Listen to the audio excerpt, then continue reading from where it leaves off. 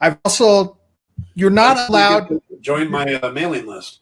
You're not allowed to promote other websites or anything that would take you to it. Like I can't say read my other book that's available here because you want to keep Amazon wants to keep the readers focused on this Vella, but you can say follow me on a social media account. So there is, rather than doing my own, follow Dan at Dan Leon Taylor on your various social medias, I have for more prime time, get it, Zebulon Prime, follow at Zebulon Prime on social media. And so I'm putting additional stuff that I can't have in the, like we talked about the format, how I can't throw an illustration in there. Right. I can't throw like a diagram of the chronosphere or, that emblem that I'm using. But I can say, hey, on Twitter, on Instagram, I can say, this is what that emblem I described on his chest. This is what it looks like. Oh, nice. You know that coffee shop that they were having, coffee in the very first episode. That's called, whatever. This is what the coffee mug looks like. Because I like doing that design. I like when I world build. I like creating the design of the coffee cup, whatever logo they might have on it. I like doing that, insignia. I like, eventually there will be a map that explains how the time works and all that stuff. So that's what I'm using it for. Okay. Now, before we go on any further, what I want to do is invite anybody listening who has questions about either of the titles that they're doing or about Kindle Vella program to ask those. And while we're doing that, I also want to give the links again. This is Dan's book, Adventures in Time, Zebulon Prime. As you can see, that you probably just go with the Adventures in Time, Zebulon Prime, and you can get to it. Or Dan Leon Taylor. And Rosalinda's book is The Gray Mist Soldiers, and that's the link for that one. Now, both of them Dan has 4 episodes up. The first 3 are free. So you can get 3 chapters in before you even have to give a token. And Rosalinda, you have 6 chapters up, but the first 3 is also free. And don't be confused if you get there and there's no Rosalinda Diaz. If you search Gray Mist Soldiers or you search R.L. Diaz, that's where you'll find me. Okay, so you're doing it under the R.L. Diaz. Is there a reason for that? Is it to differentiate between your other work, or? Yeah, it differentiates between my other work, and also, again, I'm trying things out on this platform. I just, it's like J.K. Rowling or S.E. Hinton or R.L. Stein. R.L. Stein, exactly. I was sure this is more. I know I'm not gonna gender classify this book as being a boy book, but it does deal with it is a male protagonist. It deals with war, and it's 11-year-old boy is the protagonist. And I just wasn't sure an 11-year-old boy would want to pick up a book by Rosalinda, so I was like, let's try RL. Okay, we'll see. And another thing about these, you're not spending cash on this; you're spending tokens, right, to buy these stories. And they give you 200 up front. They give you 200 up front. And right now, with my stories averaging 1,000 to 1,100 words, it's costing 10 to 11 tokens, which I think I'm making a whopping 2 cents, maybe. But I'm not making anything off the free tokens. And again, I'm not complaining about this at all. I'm just stating how it works. Yeah. So once and then I think a lot of these authors that jumped on and I got all 96 episodes up, and I haven't made more than 4. And I'm like, yeah. It's why I'm doing an episode a week when I get to it. When we've got the time. That brings me to an interesting topic. I don't think, like Rosalinda, you've got the entire book written, but you're releasing it slowly. Mm-hmm. And I think I would do the same. I've got a book or 2 that I'm sitting on right now I haven't released. And I think I would do the same thing, because it's kind of like the binge versus the weekly release on TV shows. You look at something like The Witcher, hugely popular, or Queen's Gambit, but it was all released at once. People binged it, and 2 weeks later, the talk dies down. Where you look at like WandaVision or Loki, the conversation continues because each week you get a new thing. So, yeah, I think the idea of just dropping everything up there, not only does it seem like you're cutting off your own hype, but you're also overwhelming the reader, because they're coming on here and they're, it's I'll treat it. And then the next will come along. But if they look out there's 93 episodes, oh my God. Yeah. It's like the Clone Wars when I got into The Mandalorian when it came out, and then I looked on Disney Plus, and the Clone Wars was out there, and it was 6 or 7 seasons at 22, 23 or whatever episodes each. And I'm like, no, I'm not going back and watching that because it's just overwhelming, Yep. Where, if something's 6 episodes, like, I could go through those real quick. And again, the format being, no more than 6,000 words or 5,000 words, and keep it small. If it's not to sound crass, but it's the perfect, read for your phone when you've got those 5 minutes, you're not doing anything else. You said not to sound crass. You wanted to say if you're sitting on the toilet, aren't you? Exactly. Yeah. Yes. It's a great bathroom reader. That's amazing. That was one of the critiques I got on my first Lucius Fogg book, was that it's the perfect bathroom reader because the chapters are short, and then you can put it aside and then come back with it. Yeah. So, and I didn't take that as an insult because that's kind of how I wrote it in short chapters. So, hey, if every novel, if I ever write in the future, it becomes the #1 selling bathroom reader, I'm a happy guy. Oh yeah. There are books that used to be written just for the bathroom. Yeah. Yeah. So I don't see a problem with that. I know that when I first, I posted on Facebook the other day. I published my first comic 25 years ago. I had done a couple short prose pieces. I had done some movie scripts that I was shot, but I had never sat down to write a novel. And the idea was overwhelming to me because when I sit down to write a comic, I know it's 22 pages. I can write out an outline. I can do the form. And, I need that structure. Then I put the creativity in it once I have that. Once I pour the foundation, I can build the house. And with a movie script, it was kind of the same thing. But anytime I got to doing a novel, I would find myself rushing through it. I would start my idea and then find myself 1,000 words later, being suddenly near the end. Like, no, this is not a book. This is a short story. And it wasn't until I came up with the insane idea to write it on Twitter and write a chapter a day that structure came to me. And now I've done 10 books, 11, something like that. I've done enough books now that I've got that format. I could see this for a new author being a really good way, especially for anybody who says, well, I just don't have the time. I've got an idea, but I can never find the time to sit down and write it, stuff like that. Or the other person is the one who constantly goes back to fix everything they write. Mm-hmm. They can never be done with a chapter. My editor, she'll kill me for saying this, but my editor is that way. She can't write. She can be a great writer, but she hasn't published anything because she can't release those. She can't release it. Hang on a second. I'm going to address this question that just popped up because it's completely off topic. But I saw your Lex Luthor video. You should create more videos like that, in my honest opinion.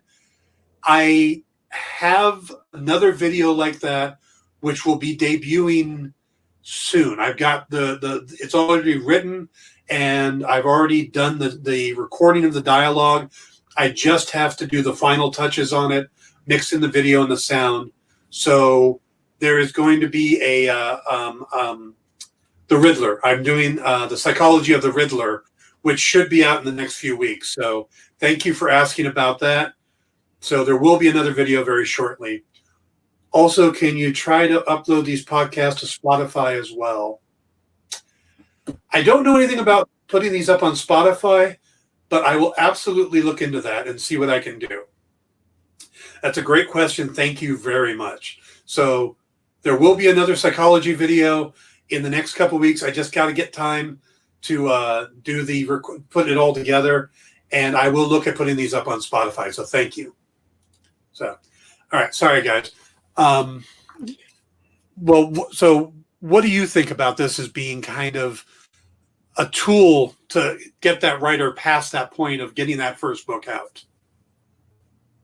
It would have been horrendous for me because you know what? It depends on where you are in your writing craft. So it would have been rough for me because I wasn't ready. When I wrote this book, if it had been right now and this was my first thing, putting up what I had written back then, it just wasn't good. And that, you know, but that being said, if you are far enough in your writer journey and in your craft that you're confident in your storytelling, then I think it could be really motivating for someone.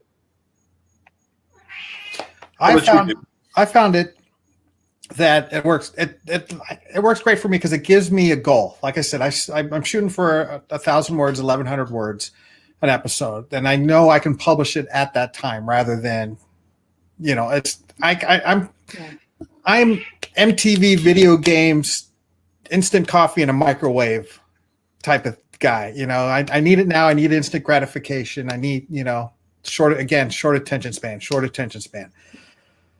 I wake up at 6 a.m. just because I'm an old guy, and that's when old people wake up. I don't have to be at work till 9 o'clock. I got a couple hours to kill. I can play a video game or I can write. Now, with the goal knowing that I want to try to write an episode a week, if I do 300 words one morning, 200 words the next morning, 300 words, you know, I've got it. And it's an easy enough goal to obtain. I always say the best goal you can set for yourself in daily life is make your bed. You do that first thing in the morning, you've accomplished something that's easy, no problem. I see this a lot, like making my bed with writing. All I got to do is do 1,000 to 12. Now I'm going up to 1,200 words. Ooh, I'm getting prolific. But around that neighborhood, if I can do that a week and get it out there and have these 12 people acknowledge that it exists and maybe get another thumbs up, it served its purpose and I'm hitting my goal. So that's how I'm utilizing this tool. I wrote in the past. I've taken a lot of time off. Things in my life got complicated or moved or whatever. But now this is giving me a way to get back, you know, get back on the horse, so to speak. Okay. Now, so Rosalinda,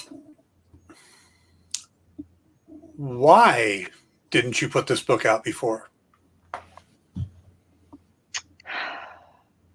Okay, so my writer journey probably begins the way a lot of people's writers' journeys begin, and that you think you're going to get picked up by an agent at a big publisher, and you know everything will be smooth sailing from then on. So I probably prematurely sent this book out to agents and didn't get any feedback from it. Wrote another book and then focused on sending that book out and didn't get a lot of feedback from that one. Wrote another book. And then ended up getting the second book that I wrote, Bee Stings, published by an independent publisher. And so within that time, you know, this was purely a book that I wanted to write for me. You know, this was just an idea I had driving into Malibu one morning, where I saw, you know, the mist gets really heavy going into Malibu. So you can be in Calabasas and it's a bright sunny day, but all of a sudden you hit like this one curve on Canaan or Las Virgenes, and the mist starts tumbling down the mountainside and starts settling over the street, and then you're just in a wall of gray. And that's where the idea of this story came from. So anyway, so that's where, you know, it just wasn't moving along. And then, once I got that first book published, it's women's fiction, and then I just was off and running with women's fiction. I did do the name all tongue-tied. I will say I am one of those authors that feels that what I write needs to be in the world. So I generally don't sit on books. Mhm. If I write it and I like it, I will put it out there. So this is one, like, I knew it wasn't going to stay in a drawer forever. Something was going to happen with it, but I was really encouraged. I did UCLA Extension a while ago, and I was workshopping Bee Stings, the first book that I got published. And we would bring in a page at a time. And so, we're just bringing in a page. I don't even remember how long the class was, but it was several, it was a lengthy period of time. And I just thought, you know what, let me just bring in a page from Gray Mist Soldiers. It was completed. And I brought it in, and our teacher, Les Plesko, just sparked to it. There was just something about, like, he didn't really care about bee stings, but like his eyes lit up when we went over this page from Gray Mist. And every other week after that, he would ask me about the Petey story, which the main character's name is Peter. And I'd be like, Les, we're workshopping bee stings. And he was like, okay. And he'd be like, hey, what about that Petey story? And it was that, like, incessant sort of questioning that being younger, you don't pick up on those clues sometimes from a veteran writer that's going, hey, this other story that you have is better. I like it more. And you like focus some attention on that one. So, it's making its way around. And it's not set in the Civil War. It's time travel, and it's not time travel. It's time travel between the veils. Okay. So we're not necessarily going back in time, but we're going to a period of timelessness, and it's set during the Civil War. So as time has progressed, that's become a very touchy subject, and that's another reason I super backed off on it. So I thought, releasing it as episodes, I could just see, like, maybe see people stop reading, maybe they don't go past a certain chapter, or maybe I get some feedback from them, like, hey, I'm this makes me feel this way or whatnot. Yeah. Again, it was just waiting for that green light that said this is the time to do it. And it was surprising to me that it was now, but it was now. Now, when I did Lucius, which is an odd statement, sentence by itself, but when I was writing Lucius Fogg, I had the unique experience of having feedback not only after each chapter, but in some cases during each chapter.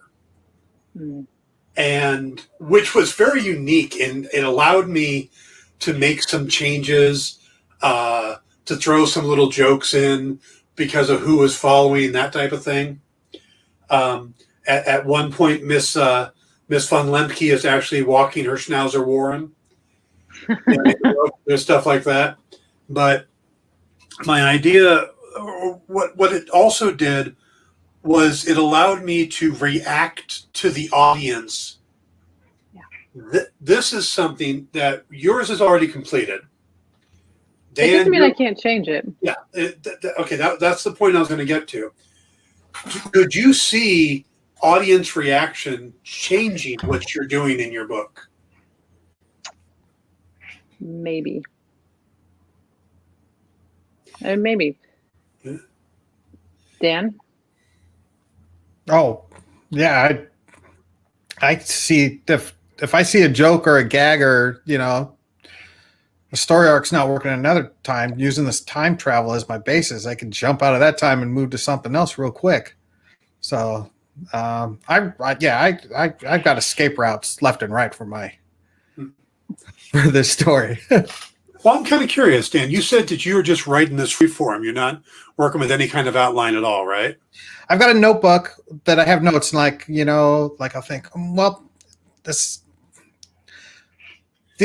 Kennedy assassination, that is so weird and everything and all the conspiracy theories about that. Well, obviously that's because, somebody went back in time to fix that, and that story's been done before, but I can poke at that and do that sort of thing. I'm working Elvis Presley in that. Why did people see him after he died, supposedly?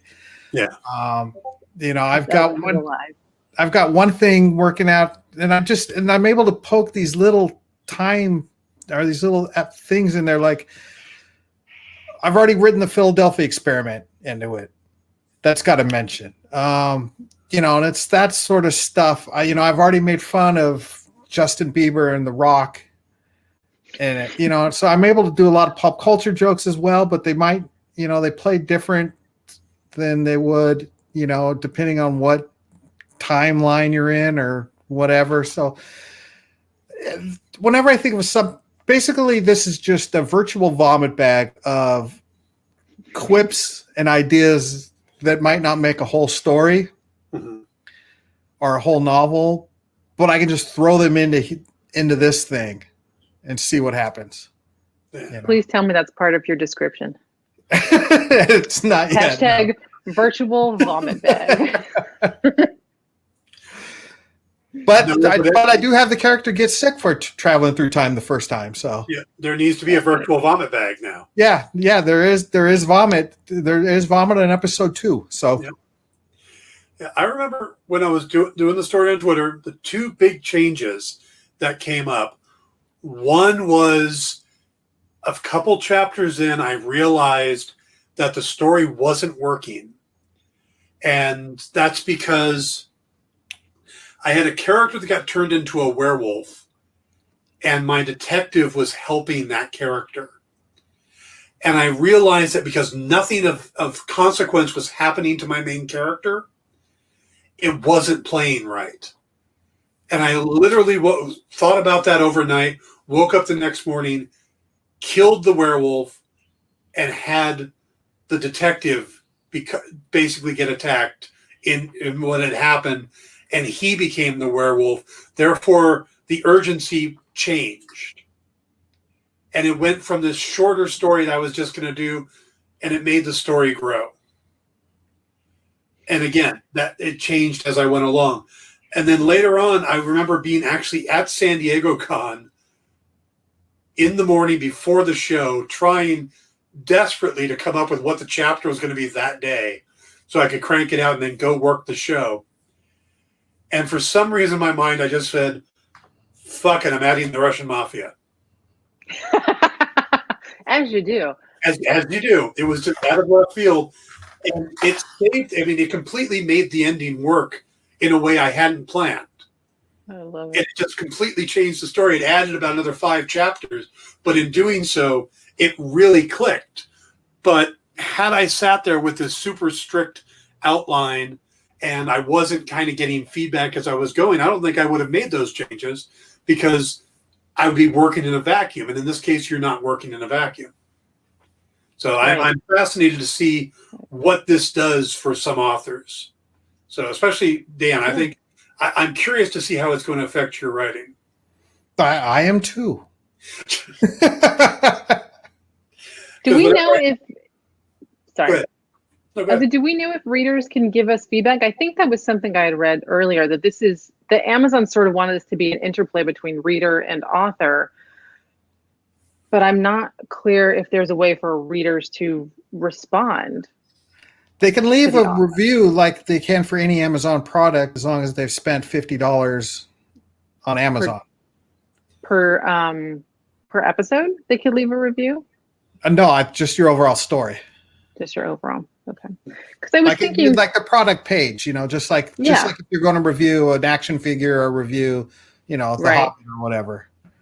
So maybe that's like the thumbs up and the 4-star. Yeah, you can give it. Someone can give it right now. Oh, I only give it 2 stars because it's not a full story.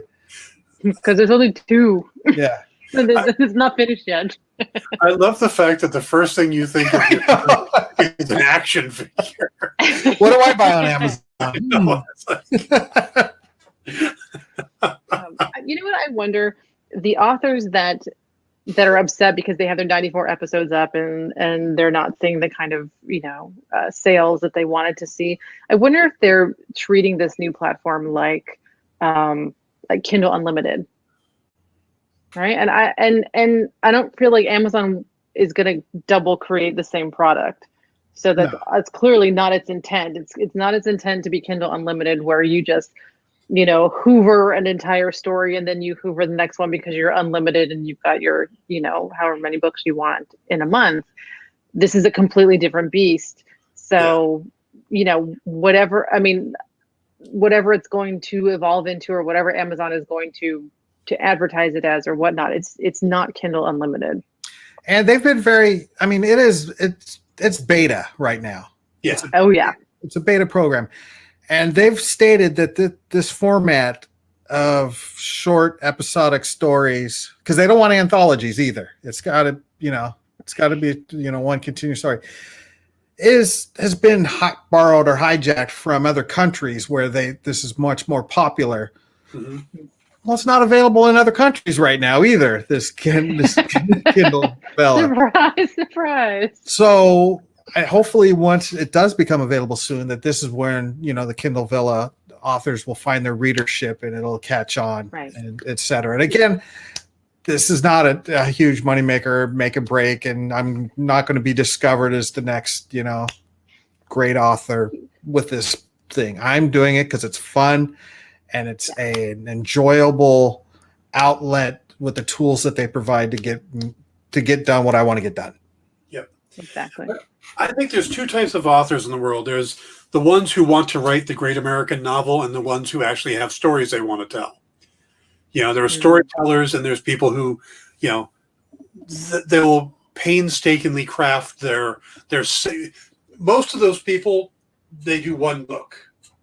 And it's usually every page, they pour over every page like it's a painting, and every word has to be the right word and the right say. And then there's people like Stephen King that just half the time stoned or drunk out of his mind, writes a horror story, throws it out there, people love it, and then 5 years later you ask him about it, he goes, I don't remember any of that. You're just telling stories. That's right. Yeah. And this would explain why good. Go ahead. No, go ahead. I am much more interested in storytellers. I'm a storyteller. I've always been a storyteller, and it's whatever vehicle, whether it's comics, novels, music, whatever way I'm telling stories. That's it. I'm just a storyteller. Yeah, I will never finish my great American novel because I'll get a quarter of the way writing through it, and I want to tell a different story.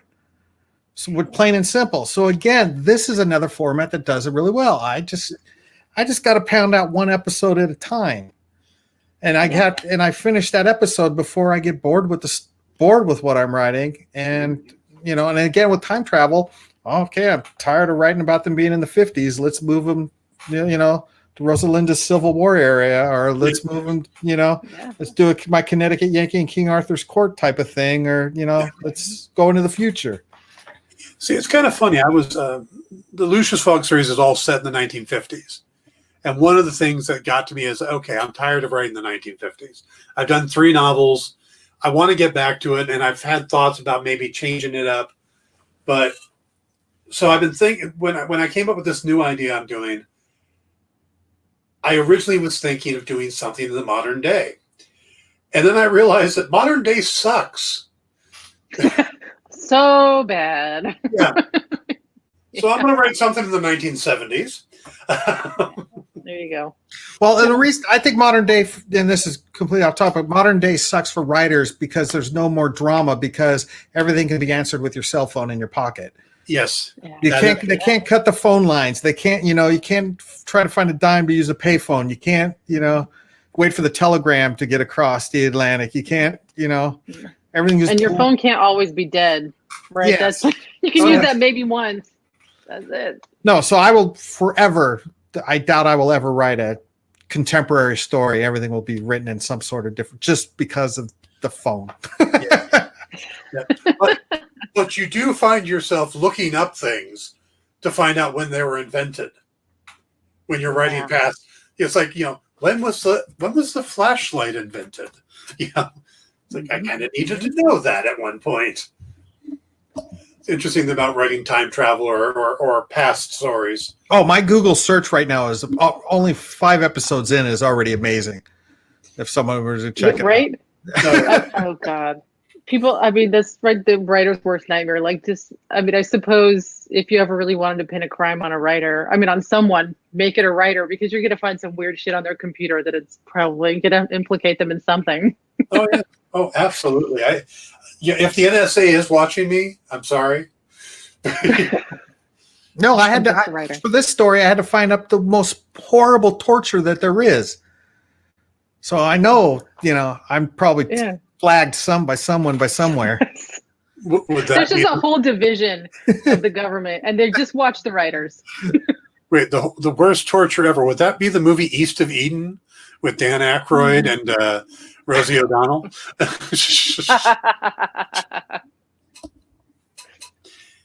All right. So you're playing with time travel. You're playing with time travel, though it sounds very different. Dan, it sounds like yours is very Doctor Who, traveling all over the place. And Rosalinda, yours sounds more akin to Outlander, where it's like just two Yes. specific locations Exactly. that are. So, And this was before I even read Outlander, actually. But yes, very similar type of time travel. It's not he doesn't just get to go wherever he wants. yeah, I have mad respect for the author of Outlander, whose name I can't think of at the moment. Diana Gabaldon. Yes, I have read the book. I love Jamie. I think he's great. I love 99% of the characters. Claire is the worst person ever.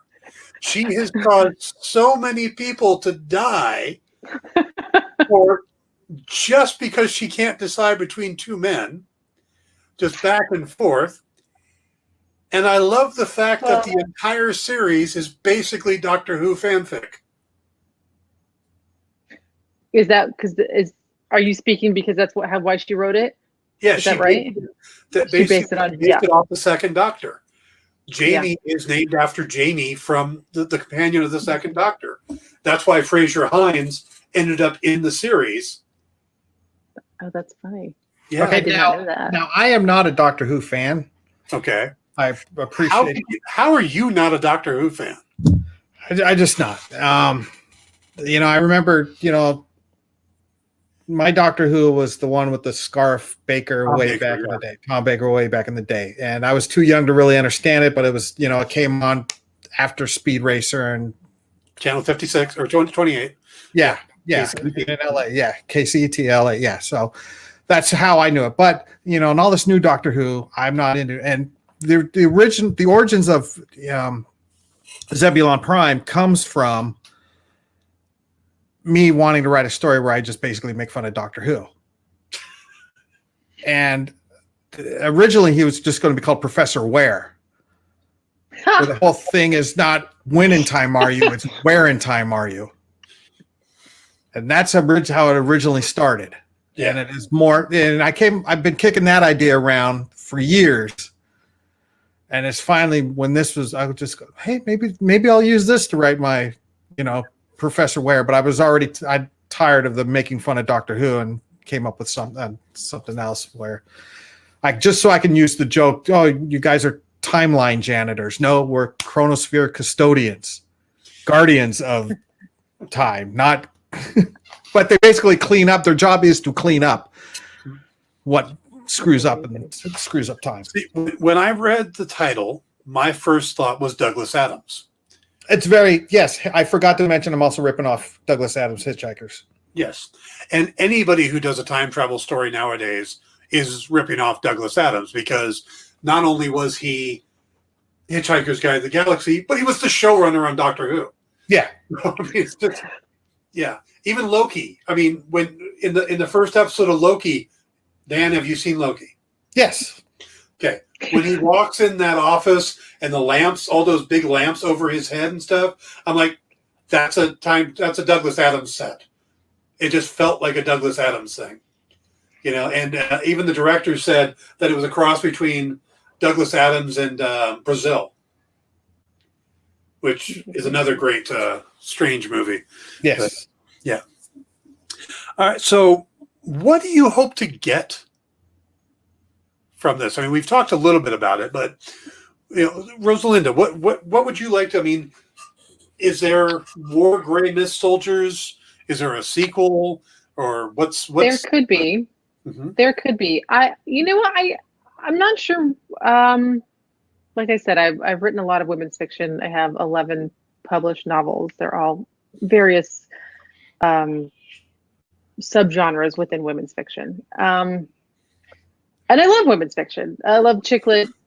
I love it all. But this one is so fun. It's so fun to work in middle grade. Mm-hmm. And there's another book that I'm working on that my editor still has. It's a big one. And that's YA. And I feel like maybe I'm shifting gears. Maybe my niche is going to be something else. Maybe I'll write both. Who knows? So I'm excited to just be able to dive into this new genre and get new and different readers. So that's really what I'm hoping to get from Kindle Vella. For people who don't know, do not quote me on this one. Go look it up yourself, guys. But I'm pretty positive that after 30 days after the series is complete, you can then publish it on Amazon. I saw that as well. So that's the end goal for me for Gray Mist. So October maybe. Yeah, it's just it's building new readership and trying my hand in a new genre and seeing how it goes. And yes, there definitely is possibility for more Gray Mist Soldiers for sure. Nice.